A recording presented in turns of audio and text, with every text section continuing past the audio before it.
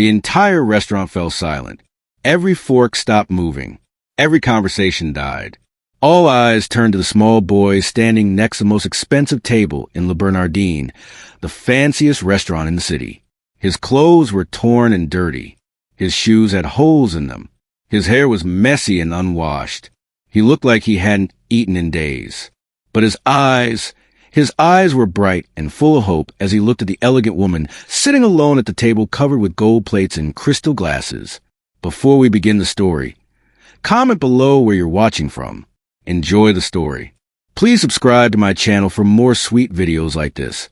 Let the story continue. Please, ma'am, the boy said in a shaky voice. Can I sit here? Just for a little while. The woman was Victoria Ashworth, one of the richest people in the country. She wore a diamond necklace that cost more than most people's houses. Her dress was pure silk. Her perfume smelled like expensive flowers. She was used to people wanting things from her, but this was different. The boy's hand was reaching toward her table, trembling in his small, dirty fingers. He held something that made Victoria's heart stop beating for a moment. It was a photograph, old and wrinkled, but Victoria knew that face in the picture. She knew it better than her own face. "Where'd you get that?" she whispered, her voice barely audible. The boy's eyes filled with tears. "My mama, she told me to find you. She said you would remember her. She said you would help me." Victoria stood up so fast that her chair fell backward with a loud crash. The sound echoed through the quiet restaurant like thunder. Her face went white as paper. Her hands started shaking. "That's impossible," she said, but her voice cracked. She's been dead for 15 years. The boy shook his head. "No, ma'am. She's not dead. She's very sick, but she's not dead. She's been looking for you for a very long time." Victoria felt like the world was spinning around her. The photograph in the boy's hand showed two young girls, about 10 years old, hugging each other and smiling. One of the girls was Victoria. The other was her best friend, Sarah. Sarah, who had disappeared one night when they were teenagers. Sarah, who Victoria had searched for years and years. Sarah, who Victoria thought was dead. "She's alive?" Victoria whispered. The boy nodded. "She's in the hospital. She's very sick. The doctors say she doesn't have much time left. She made me promise to find you. She said to tell you that she never forgot about the promise you made under the old oak tree." Victoria's legs felt weak. She had to grab the table to keep from falling. The promise under the old oak tree. How could this boy know about that? It was their secret. Something only she and Sarah knew. The restaurant manager, a tall man in a black suit, came rushing over. "Ma'am, I'm so sorry about this interruption. Security will remove this child immediately." "No," Victoria said loudly. Her voice was so sharp that everyone in the restaurant jumped. "Don't you dare touch him." The manager looked confused. "But ma'am, this is a 5-star restaurant. We can't have." "I said don't touch him." Victoria's voice was now shaking with emotion. She looked at the boy again. "What's your name, sweetheart?" "Tommy," the boy said quietly. "Tommy Miller." "Miller?" Victoria's eyes went wide. "Your mother? Is your mother Sarah Miller?" Tommy nodded. "She was Sarah Johnson before she got married, but she told me her real name was Sarah Miller when she was a little girl." Victoria felt tears starting to fall down her cheeks. Sarah Johnson. That was the name Sarah had taken when she ran away. Victoria had hired private detectives to look for Sarah Miller for years, but they never found her because she had changed her name. "Tommy," Victoria said, kneeling down so she was at the boy's eye level. "How did you find me?" "Mama saw you on TV last week. You were giving money to the children's hospital. She recognized you right away. She said you were the same kind girl who shared her lunch with her every day at school." Victoria remembered. Sarah's family had been very poor. Her mother worked 3 jobs, and sometimes there wasn't enough food at home. Victoria used to sneak extra sandwiches from her kitchen to give to Sarah. "She sent me here because she knew you would be eating dinner tonight," Tommy continued. "She said rich people always eat at fancy places on Friday nights." Victoria laughed through her tears. She was right. But Tommy, how did you get here? This restaurant is very far from the hospital. Tommy's face went red. I walked. It took me 6 hours. I got lost 3 times. But I had to find you. Mama said it was very important. Victoria felt her heart breaking. This little boy had walked 6 hours through the city to find her, for his sick mother, for a woman who had been Victoria's best friend so many years ago. Tommy, Victoria said gently, you said your mother is in the hospital. What's wrong with her? Tommy's eyes filled with tears again. She has cancer. The doctors say she needs a very expensive operation, but we don't have money. Mama lost her job last month because she's too sick to work. We don't have insurance. Victoria stood up. Her mind was racing. Sarah was alive. Sarah was sick. Sarah needed help. And this brave little boy had walked for 6 hours to find her. But then Tommy said something that made Victoria's blood run cold. There's something else, ma'am, Tommy said, his voice getting quieter. Mama said to tell you that she knows what really happened that night. The night she had to run away. She said to tell you that she has proof. Victoria felt like someone had punched her in the stomach. That night, the night that changed everything. The night that made Sarah disappear. The night that Victoria had spent 15 years trying to forget. What proof? Victoria whispered. Tommy reached into his pocket and pulled out a small envelope. It was sealed with wax.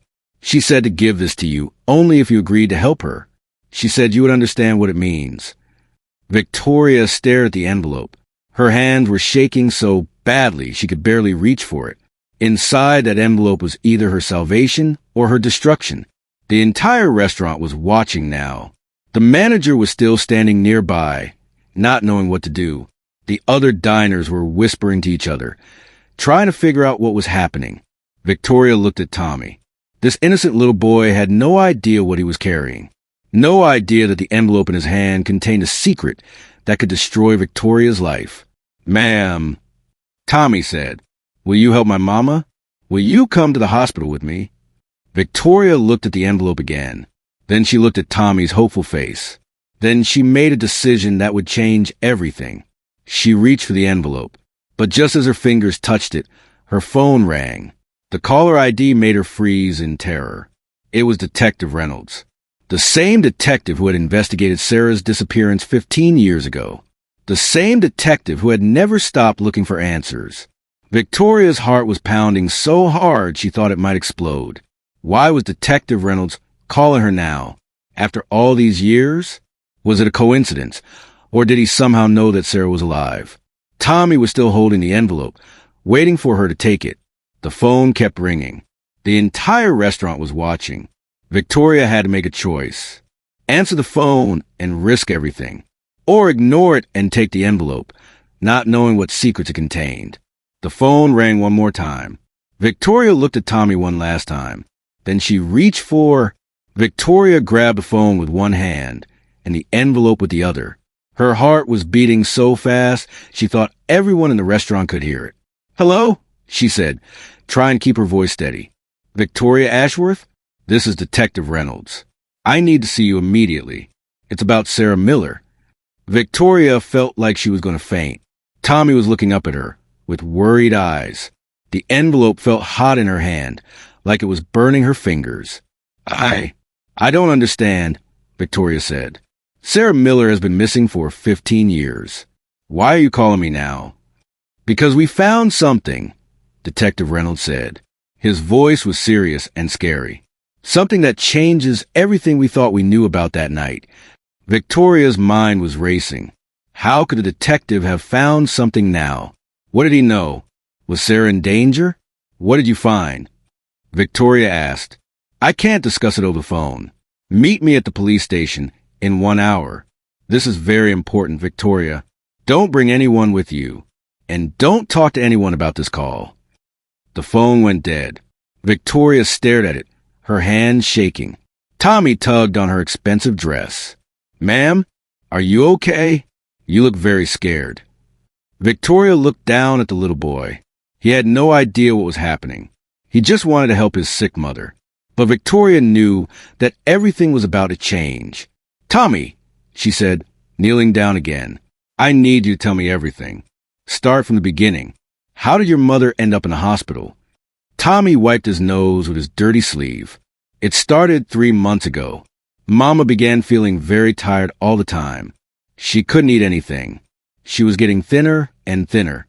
When she finally went to the doctor, they said she had cancer in her stomach. Victoria's heart ached for Sarah. Her best friend was dying, and Victoria hadn't even known she was alive. The doctor said they could help her, Tommy continued, but she needs a big operation. It costs $50,000. We don't have that much money. Mama used all her savings just to pay for the tests. $50,000. Victoria spent more than that on jewelry every month. She could help Sarah easily. But first, she needed to know what was in the envelope. Tommy, this envelope your mother gave you, do you know what's inside? Tommy shook his head. Mama said it was very important. She said it would prove that she was telling the truth about what happened that night. She made me promise not to open it. Victoria looked at the envelope again. It was old and yellow with age. Sarah had been keeping this secret for 15 years. But what was it? The restaurant manager came over again. Ma'am, I'm sorry to interrupt, but there are other guests waiting for this table. Perhaps you could continue this conversation somewhere else. Victoria looked around. The entire restaurant was still watching them. People were taking pictures with their phones. By tomorrow, this would be all over the news. Rich woman meets poor boy at fancy restaurant. The reporters would want to know why. You're right, Victoria said. Tommy, would you like to come with me? I'll take you to get some food, and then we can visit your mother. Tommy's face lit up like a Christmas tree. Really? You'll help her? Yes, sweetheart. I'll help her. But first, we need to go somewhere private to talk. Victoria called her driver. James, bring the car around the front. We're leaving now. As they walked toward the door, Victoria noticed that Tommy was limping. His shoes were so worn out that she could see his socks through the holes. Tommy, how long have you been walking around the city looking for me? Since this morning, Tommy said. I went to 3 other fancy restaurants first. The people there were mean to me. They said I was too dirty to come inside. One man even called security to throw me out. Victoria felt angry. How could people be so cruel to a child? I'm sorry that happened to you, Tommy. People should be kinder. It's okay, Tommy said with a small smile. Mama always says that some people have money but no kindness. And some people have kindness but no money. She says kindness is more important. Victoria felt tears in her eyes again. Sarah had raised a wonderful boy. Even though they were poor, she had taught him to be good and kind. James, the driver, was waiting by the car. He was a kind older man who had worked for Victoria's family for 20 years. Good evening, Miss Ashworth, James said. Then he saw Tommy and smiled. And who is this young man? This is Tommy, Victoria said. He's going to be riding with us tonight. James opened the car door for them. Tommy had never been in such a fancy car before. His eyes were wide as he looked at the leather seats and the small TV screen. Wow, Tommy whispered. This is like a movie. Victoria smiled. Tommy, are you hungry?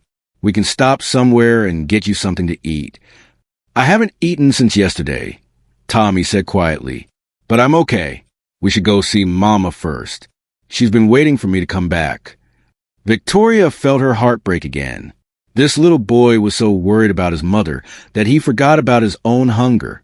What hospital is she in? Victoria asked. St. Mary's Hospital. It's in the poor part of town.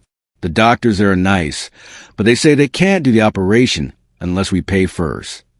Victoria knew St. Mary's Hospital. It was where poor people went when they were sick. The doctors there were good, but they didn't have enough money for the best equipment.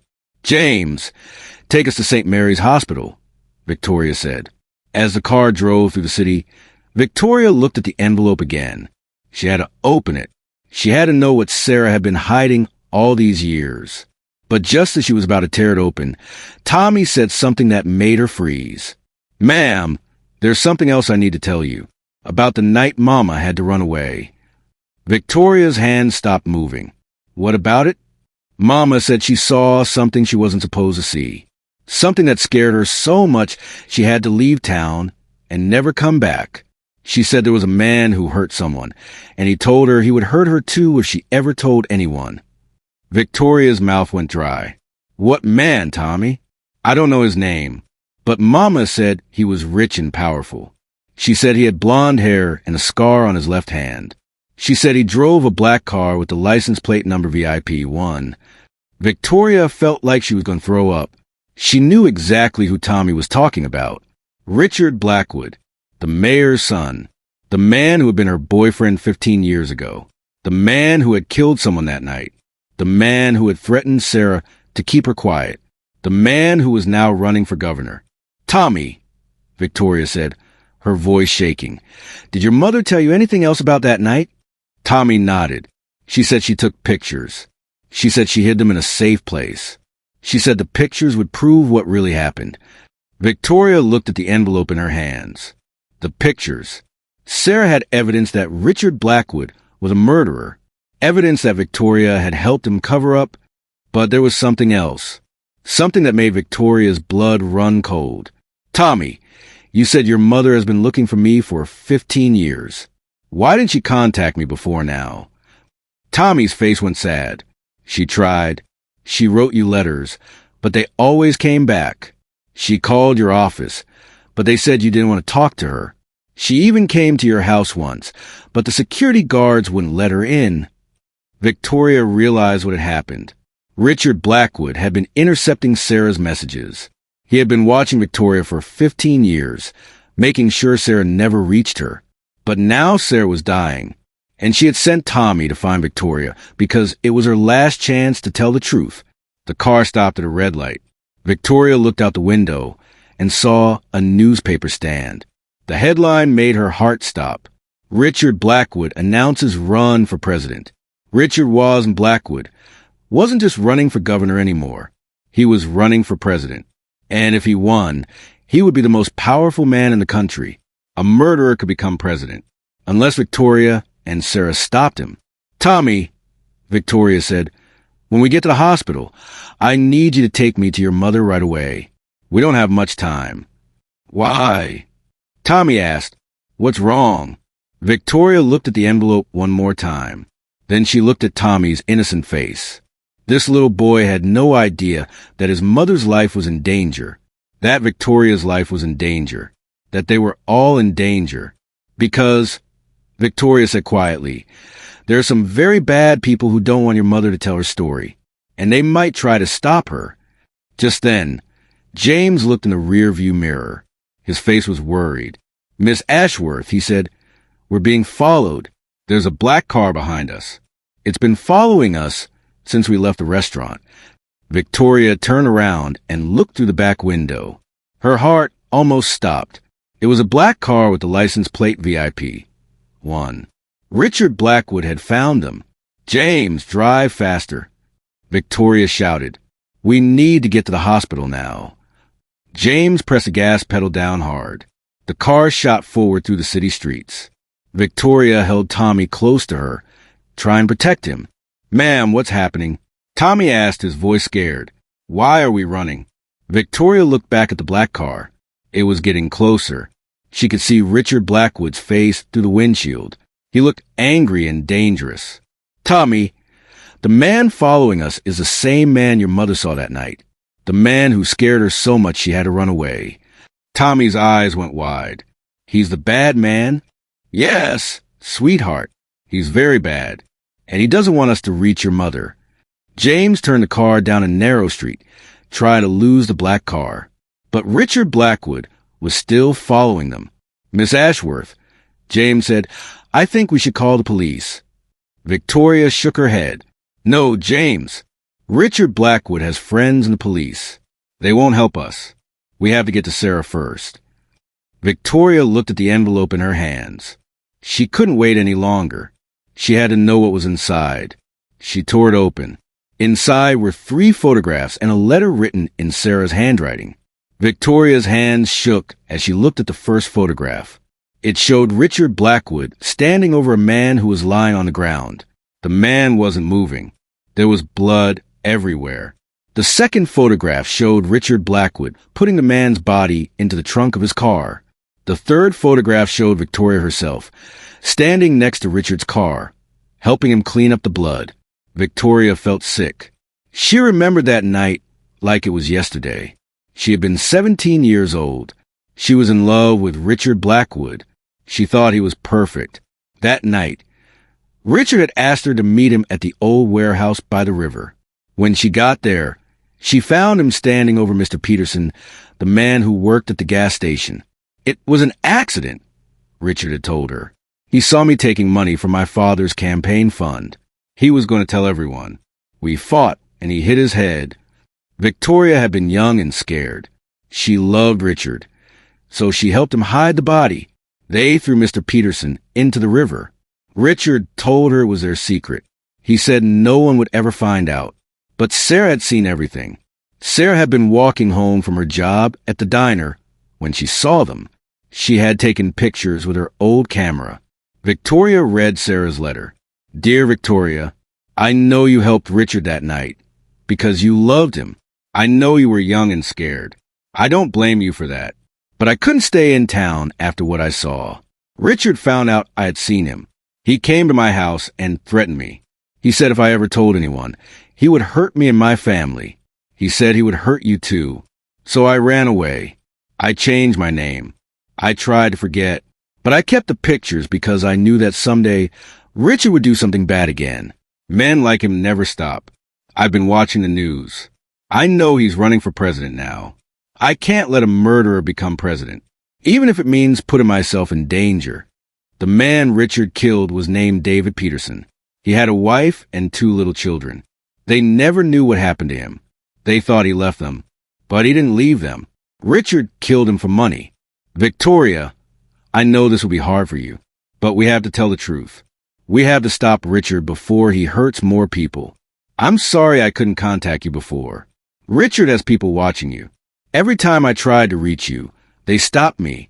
But now I'm dying, and I don't care if Richard hurts me. I care about stopping him. The pictures are the proof. Take them to the police. Tell them what really happened that night. Your friend forever. Sarah. Victoria looked at Tommy. He was watching her with worried eyes. Ma'am, are you okay? You look like you're going to cry. Victoria wiped her eyes. Tommy, your mother is a very brave woman. She's been protecting people for 15 years. Protecting them from what? From a very bad man who hurt someone a long time ago. James looked in the rear-view mirror again. Miss Ashworth, the black car is still following us. And there's another car with it now. A white one. Victoria looked back. Richard Blackwood had brought help. 2 cars were chasing them now. How far to the hospital? Victoria asked. 5 more minutes. James said, but Miss Ashworth, what if they follow us inside? The hospital will be full of people. Someone could get hurt. Victoria thought quickly. She had an idea. James, drive to the police station instead. The one on 5th Street. But what about Tommy's mother? We'll go to her after we give the pictures to the police. Tommy, I'm going to help your mother. But first, we need to stop the bad man. Tommy nodded. Mama always said that stopping bad people is the right thing to do, even if it's scary. Victoria smiled. Sarah had raised him well. The car turned toward the police station. But suddenly, the black car sped up and rammed into the back of their car. Bam! The impact threw them all forward. Tommy started crying. Victoria held him tight. James, are you okay? Victoria asked. I'm fine, Miss Ashworth, but they're trying to stop us. The black car rammed them again. This time, their car spun sideways and stopped in the middle of the street. Richard Blackwood got out his car. He was tall and handsome, with blonde hair and cold blue eyes. He looked like a movie star, but Victoria knew he was a monster. 2 other men got out of the white car. They were big and scary looking. They started walking toward Victoria's car. Stay in the car, Tommy, Victoria said. Don't get out no matter what happens. Victoria got out of the car to face Richard. She hadn't seen him in 15 years, but he looked almost the same, except now his eyes were harder. Crueler. Hello, Victoria, Richard said with a fake smile. It's been a long time. Hello, Richard. Still killing people for money? Richard's smile disappeared. I don't know what you're talking about. I'm just concerned about you. I heard you were seen with a strange child at a restaurant. I thought you might be in trouble. The only trouble I'm in is knowing your secret. Richard stepped closer. What secret, Victoria? We're old friends. We have no secrets. Victoria held up the photographs. These secrets. Richard's face went white when he saw the pictures. Where did you get those? From Sarah Miller. Remember her? The girl you threatened? The girl who ran away because she was scared of you? Richard's eyes became dangerous. Sarah Miller is dead. She died years ago. No, she didn't. She's alive. And she's ready to tell the truth about what you did to David Peterson. Richard looked at his man. He nodded slightly. They started moving toward Victoria. Victoria, you're going to give me those pictures. And you're going to forget you ever saw them. No, I won't. Yes, you will. Because if you don't, I'll hurt that little boy in your car. I'll hurt his mother. And I'll hurt you. Victoria looked back at Tommy.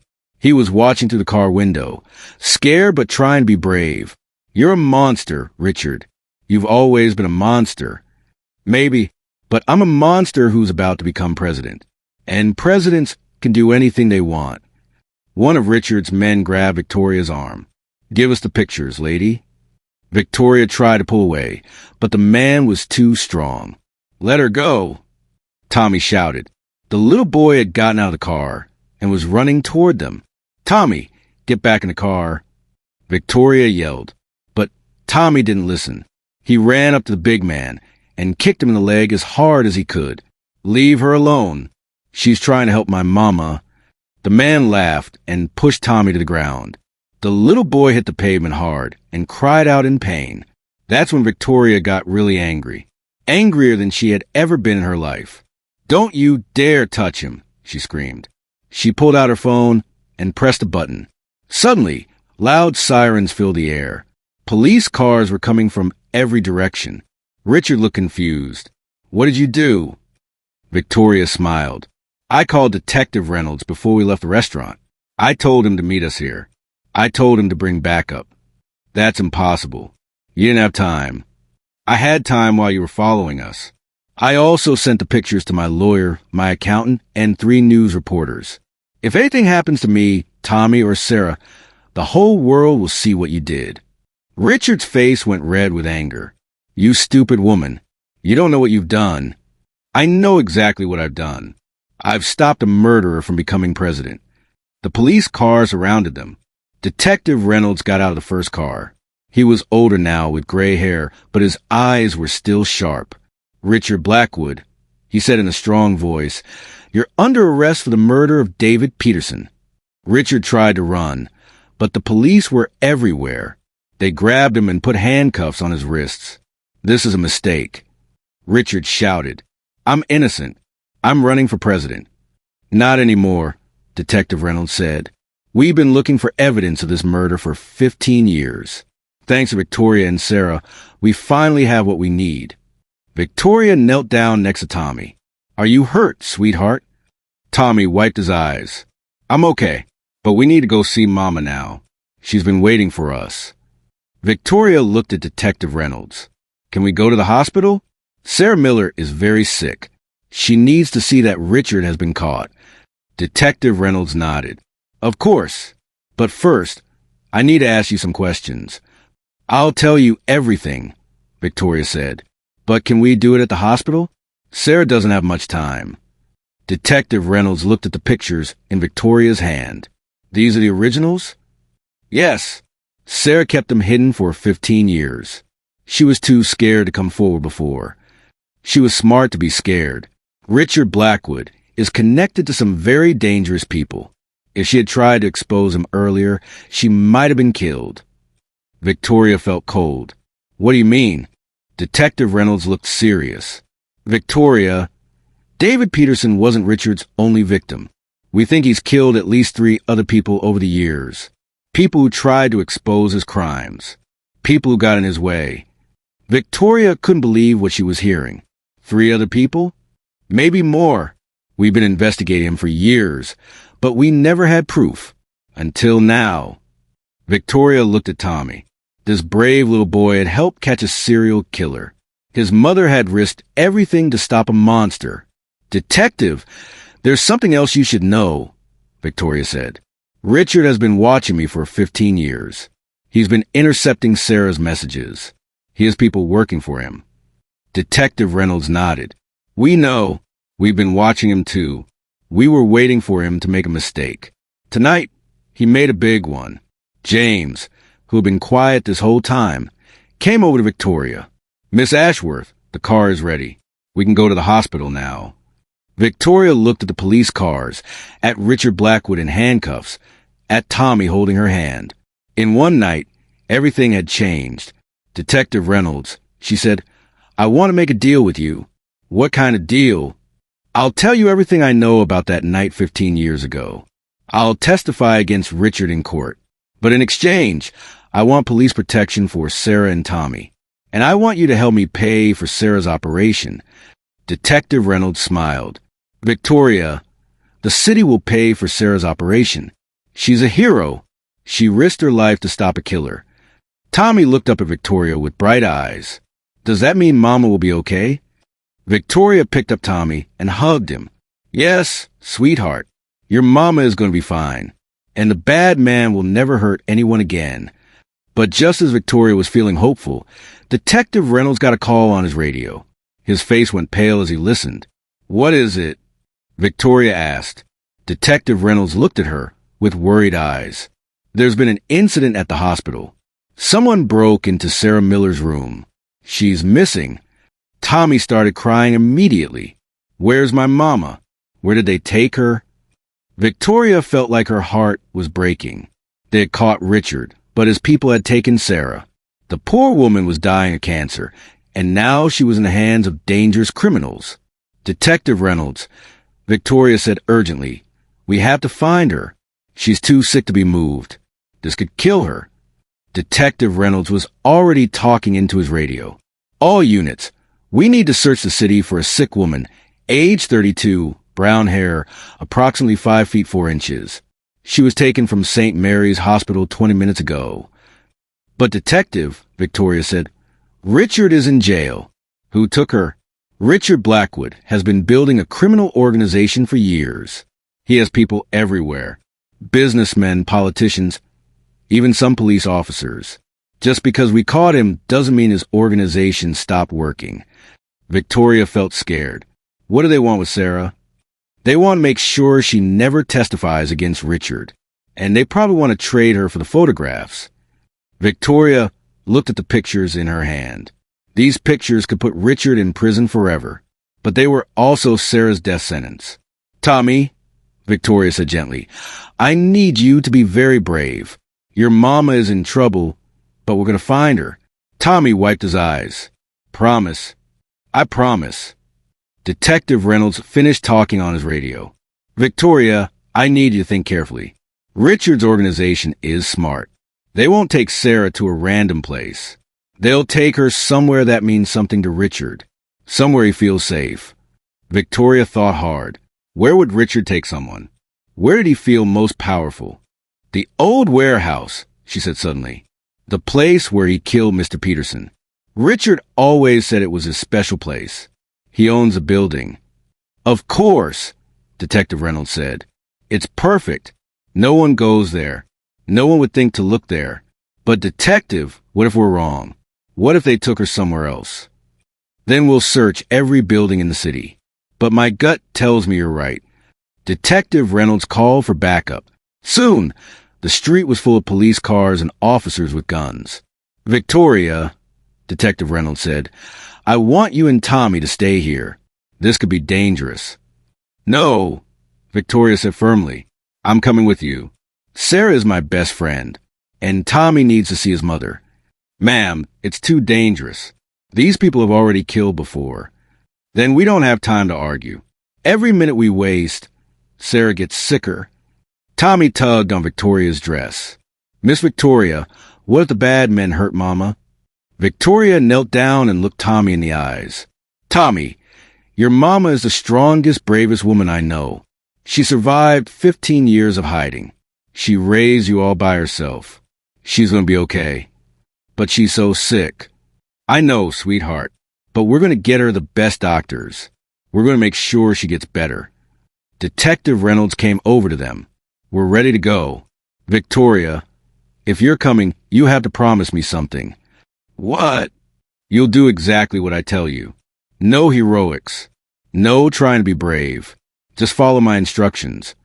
Victoria nodded. I promise. They all got into police cars and drove toward the old warehouse district. Victoria held Tommy's hand as they drove through the dark streets. Miss Victoria, Tommy said quietly, can I ask you something? Of course. Why did you help the bad man that night? Why did you help him hide the body? Victoria felt tears in her eyes. Because I was young and stupid, Tommy. I thought I loved him. I thought he was a good person who made a mistake. But I was wrong. He was never a good person. Mama says everyone makes mistakes. She says what matters is that you try to fix them. Your mama is right. That's what I'm trying to do now. I'm trying to fix the biggest mistake of my life. The police car stopped outside the old warehouse. It was a huge, dark building with broken windows. It looked scary and empty. Detective Reynolds got out first. The building has 3 floors. We'll split up and search each floor. Remember, these people are dangerous. They have nothing to lose.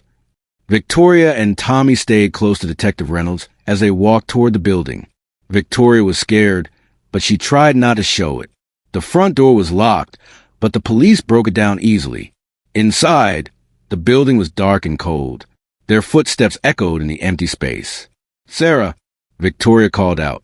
Sarah, we're here. No answer. They walked through the first floor, checking every room. Nothing. They went to the second floor. Still nothing. Maybe we were wrong, Detective Reynolds said. Maybe they didn't bring her here. But then they heard something. A weak voice calling from upstairs. Help! Please help me. That's Mama. Tommy shouted. He started running toward the stairs. Tommy, wait. Victoria ran after him. They climbed the stairs to the 3rd floor. The voice was getting louder. In here, please. Detective Reynolds opened a door at the end of the hallway. Inside, they found Sarah. Victoria gasped when she saw her. Sarah was lying on a dirty mattress on the floor. She was so thin and pale that Victoria almost didn't recognize her. Her hair was falling out from the cancer treatment. She had tubes in her arms from the hospital, but her eyes were still bright and kind, just like when they were children. Victoria, Sarah said weakly, is it really you? Victoria ran to her and knelt down. Yes, it's me. I'm here. Tommy's here too. Mama. Tommy threw himself into his mother's arms. I was so scared. Sarah hugged her son, but Victoria could see that she was in terrible pain. I'm sorry, baby. I'm so sorry they took me away from you. Sarah, Victoria said, we need to get you back to the hospital right now. Victoria, before we go, there's something I need to tell you. Richard's men, they told me something. Something terrible. What did they tell you? Sarah's voice was getting weaker. They said Richard isn't the boss. There's someone else. Someone more powerful. Someone who's been protecting Richard all these years. Victoria felt cold. Who? I don't know. But they said this person won't let Richard go to prison. They said they'll do anything to protect him. Detective Reynolds came over. Sarah, we need to get you to a hospital. You can tell us more later. No, Sarah said, struggling to sit up. You don't understand. This person, they have people everywhere. In the government, in the police, in the courts. They can make evidence disappear. They can make witnesses disappear. Victoria felt terrified. Sarah, what are you saying? I'm saying that catching Richard might not be enough. This other person will find a way to free him, and then Richard will come after all of us. Tommy was crying again. Mama, I don't understand. Why are there so many bad people? Sarah touched her son's face gently. There aren't that many bad people, baby. Most people are good. But sometimes bad people get power, and power makes them think they can do anything they want. Victoria looked at Detective Reynolds. Is she right? Could someone really free Richard? Detective Reynolds looked worried. It's possible. If this person has enough money and influence, they might be able to get Richard out of prison. Then what do? We make sure that doesn't happen. We get more evidence. We find out who this person is. Sarah grabbed Victoria's hand. Victoria, I need you to promise me something. Anything. If something happens to me, I need you to take care of Tommy. He's a good boy, but he'll need someone to guide him. Someone to make sure he gets a good education. Someone to love him. Sarah, nothing's going to happen to you. You're going to get better. We're going to get you the best doctors. Sarah smiled weakly. I hope so. But just in case, promise me. Victoria felt tears running down her face. I promise. And promise me something else. Promise me you'll stop this person. Whoever they are, they've been hurting people for years. They have to be stopped. I promise that too. Detective Reynolds helped Sarah stand up. We need to go now. The longer we stay here, the more dangerous it gets. They started walking toward the door. But suddenly, they heard footsteps on the stairs. Someone was coming up. Hide! Detective Reynolds whispered. Now! They all hid behind some old boxes. Victoria held Tommy close to her, trying to keep him quiet. 3 men walked into the room. They were all wearing expensive suits, but they looked dangerous. Where is she? One of them said. The woman was supposed to be here. Maybe the police already found her. Another one said. That's impossible. We would have seen them. Victoria recognized the third man's voice. It was Robert Sterling, the police chief. He was supposed to be one of the good guys. Robert, the first man said, you told us the police wouldn't find this place. I was wrong, Robert Sterling said. Detective Reynolds is smarter than I thought. But don't worry. I'll make sure the evidence disappears. I'll make sure Sarah Miller never testifies. Victoria couldn't believe what she was hearing. The police chief was working with the criminals. The boss isn't going to be happy, the second man said. He specifically told us to keep the woman alive until after the trial. Who is the boss? Detective Reynolds whispered to Victoria. Victoria shook her head. She didn't know. The boss will understand, Robert Sterling said. Sometimes sacrifices have to be made. What about the photographs? We'll get them. Victoria Ashworth thinks she's smart, but she doesn't know who she's dealing with.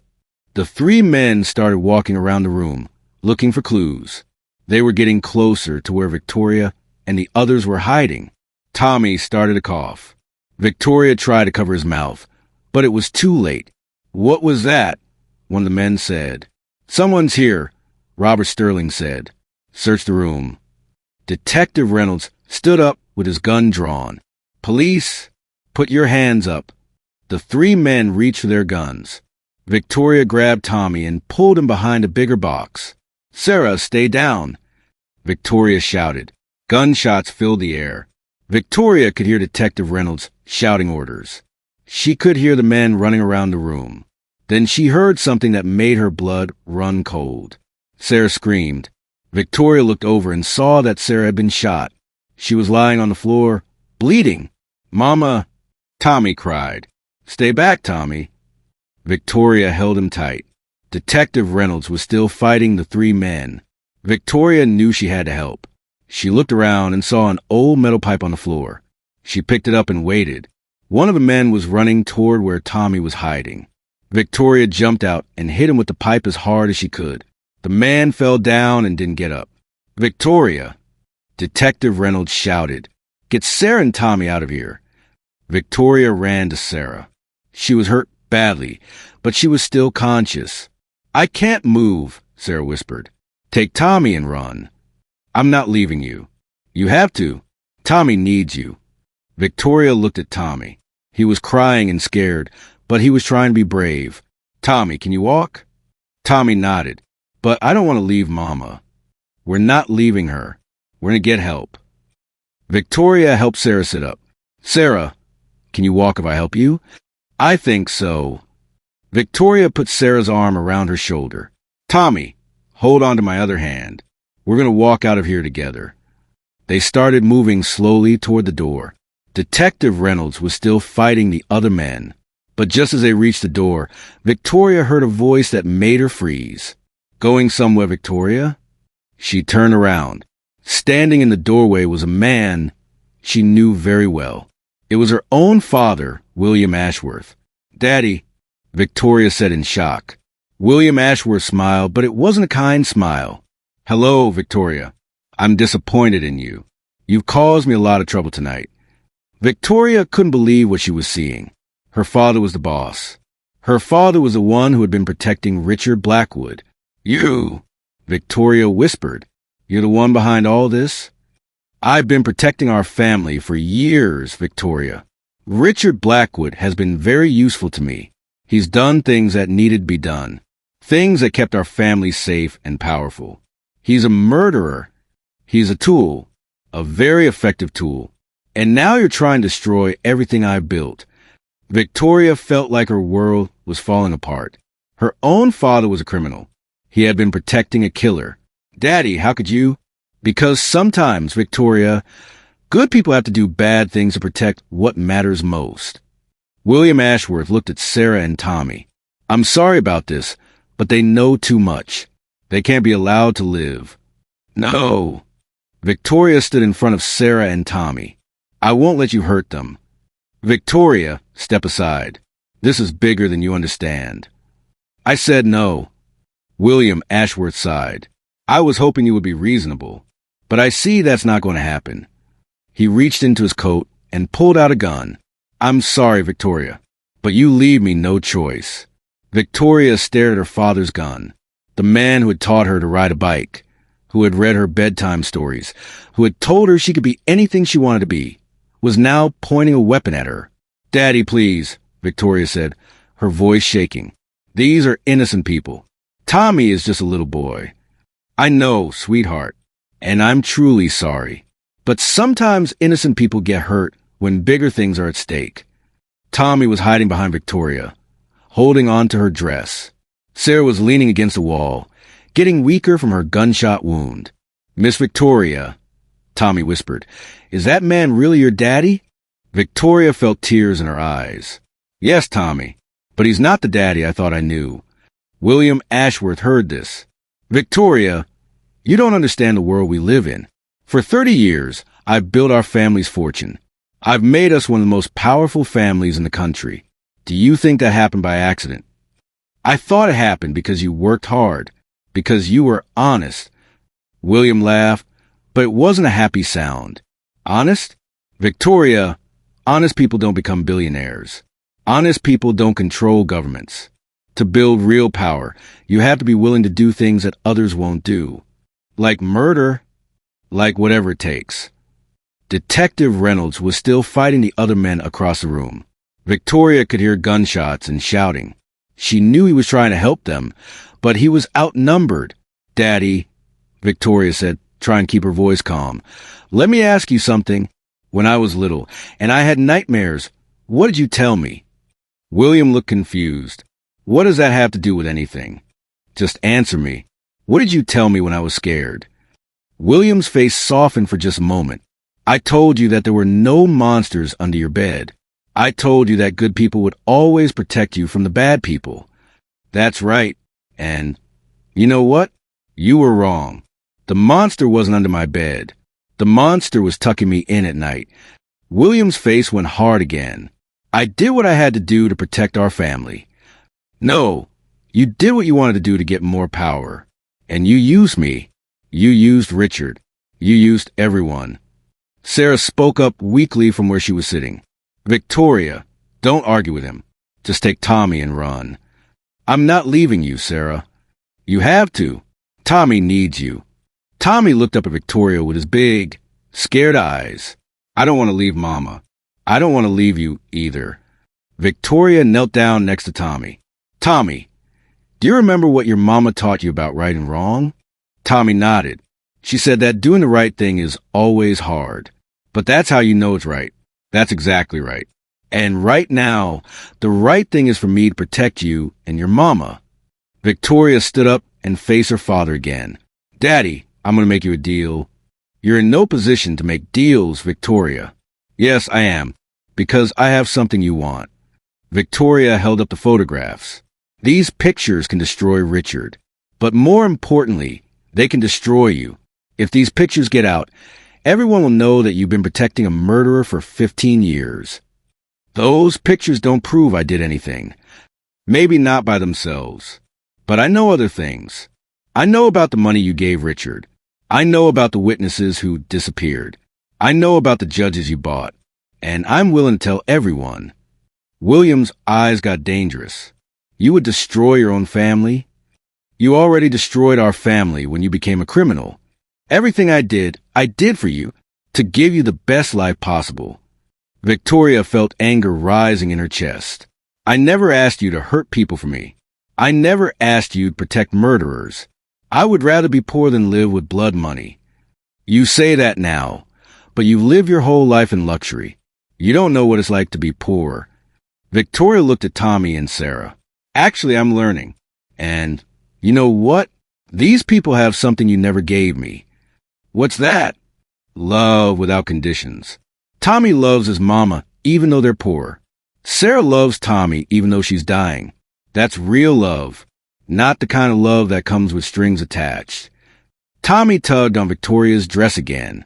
Miss Victoria, can I tell you something? What is it, sweetheart? Even if my mama dies, I'm glad I met you. You're the kindest person I've ever met. Victoria felt her heart breaking and healing at the same time. This little boy, who had nothing, was teaching her what really mattered in life. Thank you, Tommy. You're pretty amazing yourself. William was getting impatient. Enough talking. Give me the photographs, Victoria. Here's my deal, Victoria said. I'll give you the photographs. But in exchange, you let Sarah and Tommy go. You get them to a hospital. You pay for Sarah's operation. And you leave them alone forever. And what about you? I'll stay here. I'll take whatever punishment you think I deserve. No! Tommy shouted. Don't stay with the bad man. Sarah tried to stand up. Victoria, no. Don't sacrifice yourself for us. It's not a sacrifice, Victoria said. It's a choice. And it's the right choice. William thought about this. And you promise you won't tell anyone about what you know? Victoria looked her father in the eyes. I promise I won't tell anyone, if you promise to stop. No more protecting criminals. No more hurting innocent people. Victoria, you don't understand. This is bigger than just Richard. There are other people involved. Important people. If I stop protecting them, they'll destroy me. Then let them. At least you'll go down as a man who finally did the right thing. William lowered his gun slightly. Victoria could see that he was struggling with himself. Part of him wanted to be the good father she remembered, but part of him was too used to being powerful and cruel. Daddy, Victoria said softly, it's not too late. You can still choose to be the man I thought you were when I was little. William looked at her for a long moment. Then he looked at Tommy and Sarah. Then he looked at the gun in his hand. He started to say, but before he could finish, Detective Reynolds appeared behind him. Drop the weapon. Now! William spun around, raising his gun. Detective, you're making a mistake. The only mistake I made was trusting you all these years. I should have known that Richard Blackwood had protection from someone high up. I just never imagined it was Victoria's father. Reynolds, you don't understand the situation. I understand perfectly. You've been running a criminal organization. You've been protecting murderers. And now you're threatening to kill your own daughter. Victoria saw her chance. While her father was distracted, she grabbed Tommy's hand and pulled him behind a large box. Then she went back for Sarah. Sarah, can you move? I think so, Sarah whispered. Victoria helped Sarah stand up. The three of them hid behind the boxes while Detective Reynolds faced William. William Ashworth, Detective Reynolds said, you're under arrest for conspiracy to commit murder, obstruction of justice, and attempted murder. You can't arrest me. I have friends in very high places. Not anymore. While you were here playing with guns, my team was arresting your friends. The police chief, 3 judges, 2 senators, and a dozen businessmen. Your whole organization is finished. William's face went white. That's impossible. Victoria was smart. She didn't just send the photographs to her lawyer. She sent them to the FBI. They've been watching you for months, waiting for you to make a mistake. Victoria felt relieved. She had sent the pictures to the FBI from her phone while they were driving to the warehouse. She just hadn't told anyone. Daddy, Victoria called out from behind the boxes. It's over. Please just put the gun down. William looked around the room. His men were all captured or unconscious. Detective Reynolds had his gun pointed at him. His criminal organization was destroyed. Victoria, he said sadly, I want you to know that I really did love you. Everything I did, I thought I was doing for you. I know, Daddy, and I love you too. But love doesn't mean protecting people from the consequences of their actions. William nodded slowly. Then he did something that surprised everyone. He put his gun on the floor and raised his hands. I surrender, he said quietly. Detective Reynolds put handcuffs on William. William Ashworth, you have the right to remain silent. Victoria came out from behind the boxes with Tommy and Sarah. She ran to her father one last time. Daddy, while you're in prison, I want you to think about something. What's that? Think about the man you used to be. The man who told bedtime stories and chased away nightmares. That man is still in there somewhere. Find him. William had tears in his eyes. Victoria, I'm so sorry. I'm sorry for everything. I know you are, Daddy. And someday, maybe I can forgive you. But first, you have to forgive yourself. Detective Reynolds led William away. Other police officers came to help Sarah. They called an ambulance to take her to the hospital. Tommy, Victoria said, your mama is going to be okay. The doctors are going to fix her up. Really? Really? And I'm going to make sure she gets the best doctors in the world. What about you, Miss Victoria? What's going to happen to you? Victoria smiled.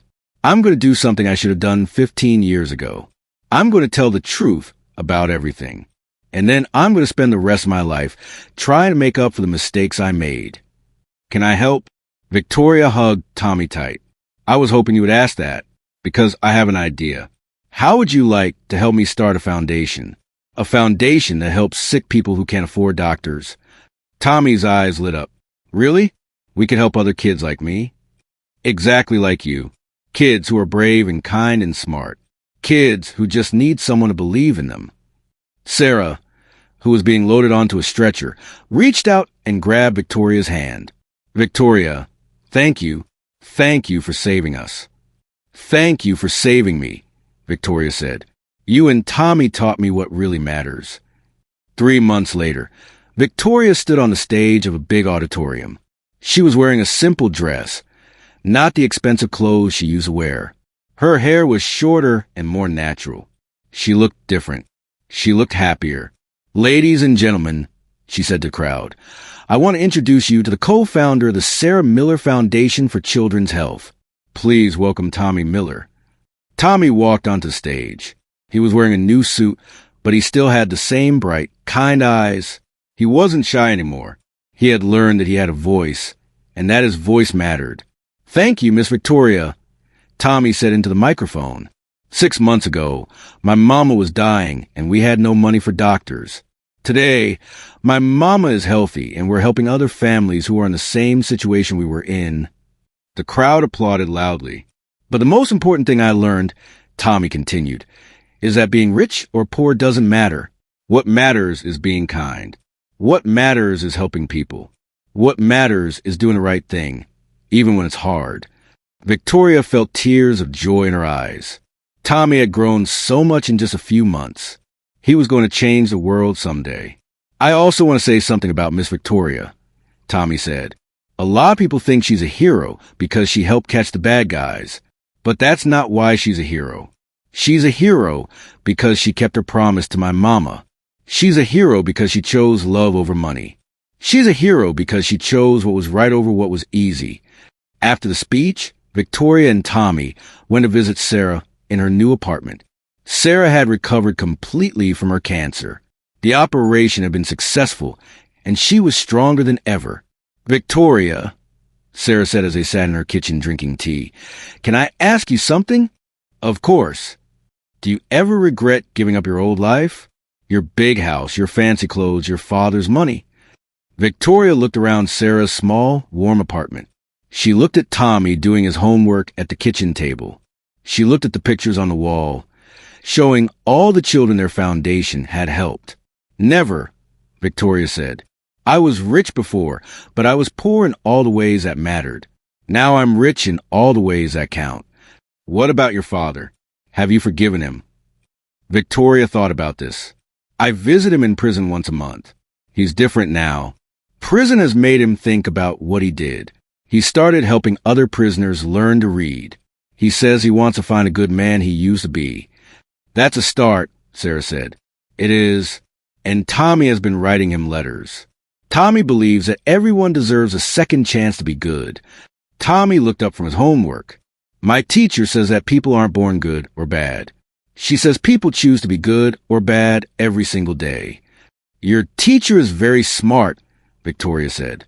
She also says that the best way to change the world is one person at a time. One kind act at a time. Victoria smiled.